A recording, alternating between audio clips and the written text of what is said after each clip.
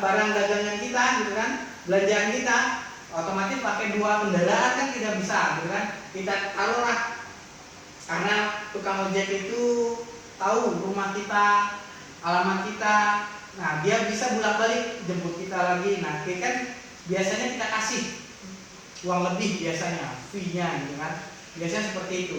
Nah itulah jasa. Nah kan jasa pengiriman, nah, jasa pengiriman kan lain lagi, iya kan? Ada kita kasih fee tukang ojek itu lebih dananya, ya mereka nanti kepercayaan kepada kita. Nah itulah salah satu contoh jasa dan kepercayaan kita kepada tukang ojek itu.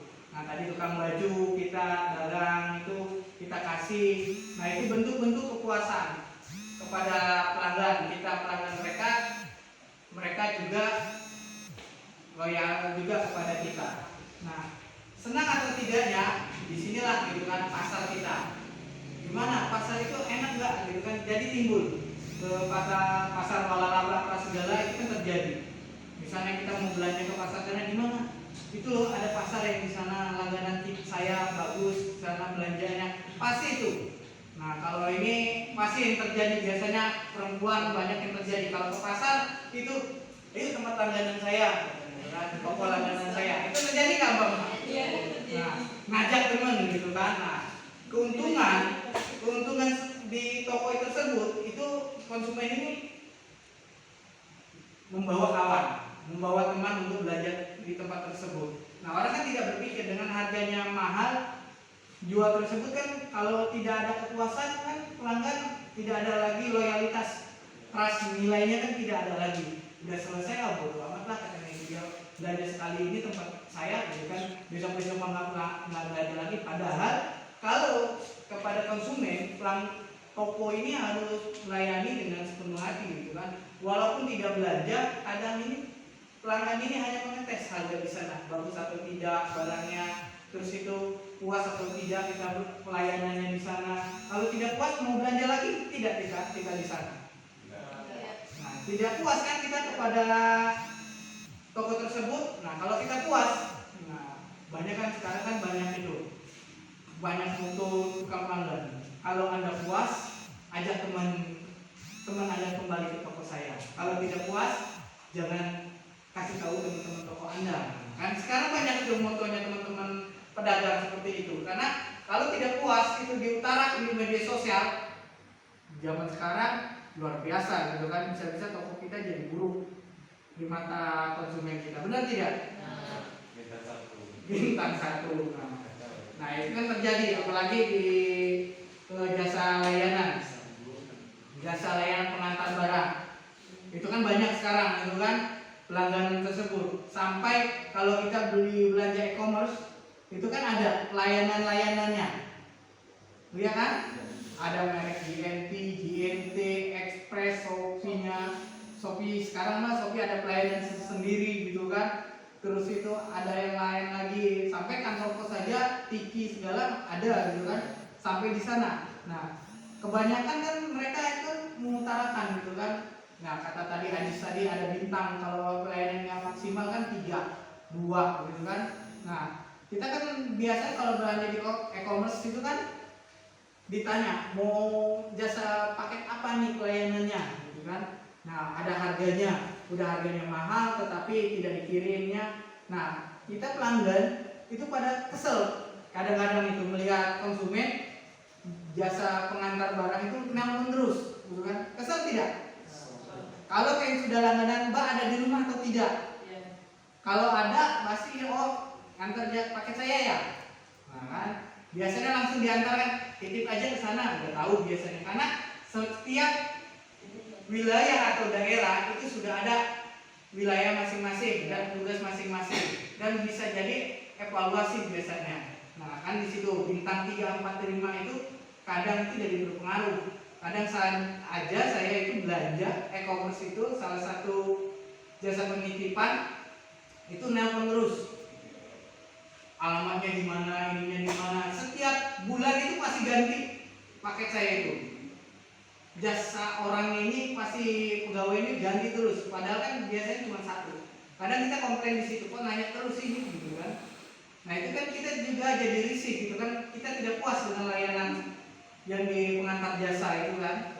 Sedangkan kepuasan adalah milik konsumen gitu kan. Benar tidak? Oke, dari sini kepuasan itu ada yang ditanyakan. Berikan dulu. Oke dah. Oke, ada yang ditanyakan tentang kepuasan pelanggan sebelum kita melanjutkan slide yang lain. Cukup? Oke.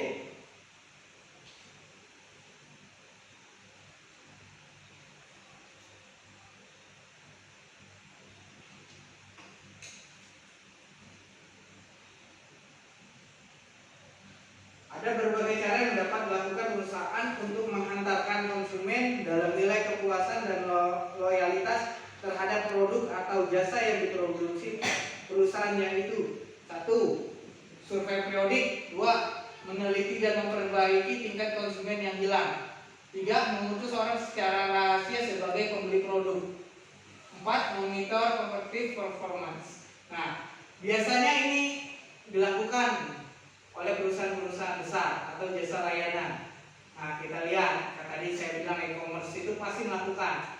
Nah, kan sering terjadi e-commerce itu tadi kan bilang kalau mengantarkan barang banyak sering nelpon. Nah, jadi kan bermasalah nih. Sampai sekarang kita berbahas di e-commerce saja deh. Ya kan lebih gampang. Nah, setiap layanan kalau produk kita tidak sesuai dengan tidak diinginkan, ya di belanja e-commerce itu kan ada bintang, kita masih ngasih bintang berapa? Ratingnya. Nah, misalnya ratingnya, ini survei. Rating itu survei. Setiap kita beli belanja, setiap akun kita itu ditanya akun kepuasan. Nah, sering terjadi. Nah, nih ratingnya 4, 3, 5. Itu kan sering ditanya. Saya pernah berbelanja produk, saya kasih rating 3. Karena barang tidak sesuai dengan ini kita, keinginan kita, saya ditelepon. Gimana? Dicet juga. Kayak ngasih bintang 2 gitu, dicet. Kak, kenapa kok dikasih bintang 2? Nah, itu kan sebagai rujukan. Karena kalau banyak yang komen itu tidak puas, itu dia produk mereka itu tidak laku dan bisa-bisa di blacklist oleh perusahaan e-commerce-nya, jasanya itu. Itu sering terjadi. Nah, e-commerce ini kan banyak, iya kan? Kalian tahu tidak keuntungan e-commerce itu? Pasti kalau suara kalian, handphone kalian itu ting, kan? Ada merek itu. Nah, biasa kan? Nah, indikator itu kan. Apalagi kalau handphonenya silent, tidak silent, itu kan ada suara. Lagi belajar atau lagi tempat rame, bunyi kan? Ting, pas lihat notif aja gitu kan. Oh ini pelanggan sering membuka gitu kan. Nah, kita malu gitu kan, padahal di samping kita juga sama gitu kan, tapi tidak dinotifin gitu kan.